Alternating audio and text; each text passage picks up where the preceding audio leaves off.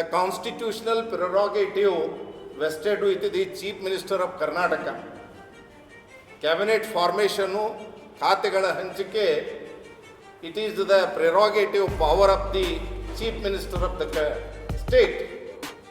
ಅದೆಲ್ಲವನ್ನು ಬದಿಗಿಟ್ಟು ದಿನಾಲು ದಿಲ್ಲಿಗೆ ಬಹುತೇಕ ಕಳೆದ 10-15 ದಿವಸದಲ್ಲಿ ಒಂದು 10-12 ಟ್ರಿಪ್ಗಳನ್ನು CM ಅವರು ಕರ್ನಾಟಕ ರಾಜ್ಯ ಬರ ಪರಿಸ್ಥಿತಿ, ಮಳೆ ಅಭಾವ, ರೈತರ ಸಂಕಷ್ಟಗಳನ್ನೆಲ್ಲವನ್ನು ಬರೆತು ಸುರ್ಜೇವಾಲಾ ಅವರ ಮನೆ ಮತ್ತು ರಾಹುಲ್ ಗಾಂಧಿ ಅವರ ಮನೆ ಬಾಗಿಲು ಕಾಯುವಂಥ ಬಹಳ ಒಂದು ಕೆಟ್ಟ ರಾಜಕಾರಣವನ್ನು ಕರ್ನಾಟಕ ರಾಜ್ಯಕ್ಕೆ ಮಸಿ ಬಳಿಯುವಂಥ ಕಾರ್ಯಕ್ರಮಗಳನ್ನು ಇವತ್ತು ಹಾಕ್ಕೊಂಡಿದ್ದಾರೆ.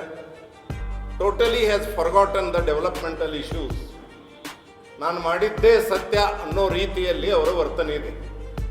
ಅಂತಹದರಲ್ಲಿ ಮತ್ತೆ ನಾಗೇಂದ್ರ ಅವರನ್ನು ಕ್ಯಾಬಿನೆಟ್ಗೆ ಮರು ನೇಮಕ ಮಾಡಿಕೊಂಡಿರುವಂಥದ್ದು ಇದೊಂದು ಕರ್ನಾಟಕ ರಾಜ್ಯದ ಜನರಿಗೆ ಮಾಡಿರುವಂಥ ದೊಡ್ಡ ಒಂದು ದ್ರೋಹ ಮತ್ತು ಇನ್ಸಲ್ಟು ಅಂತ ನಾವು ಅವರನ್ನು ಕ್ಯಾಬಿನೆಟ್ದಿಂದ ಕೈ ಬಿಡಿ ಅನ್ನೋವಂಥ ಹೋರಾಟವನ್ನು ಕರ್ನಾಟಕದ ತುಂಬ ಮಾಡ್ತಾ ಇದ್ದೀವಿ. ಇದರಲ್ಲಿ ಒಂದು 2-3 ಇಶ್ಯೂಗಳನ್ನು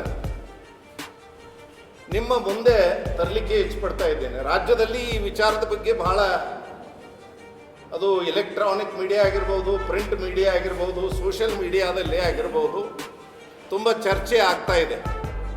ನೀವು ಪ್ರಶ್ನೆ ಕೇಳೋದಕ್ಕಿಂತ ಮುಂಚೆ 1-2 ವಿಚಾರಗಳನ್ನು,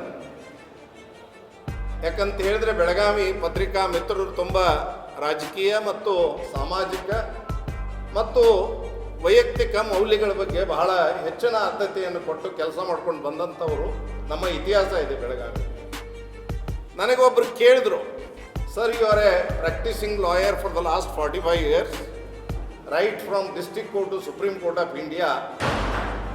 ನಾಗೇಂದ್ರ ಅವರು ಕಾನೂನುಬದ್ಧವಾಗಿ ರಾಜೀನಾಮೆ ಕೊಡುವಂಥದ್ದು ಅವಶ್ಯ ಇದೆಯಾ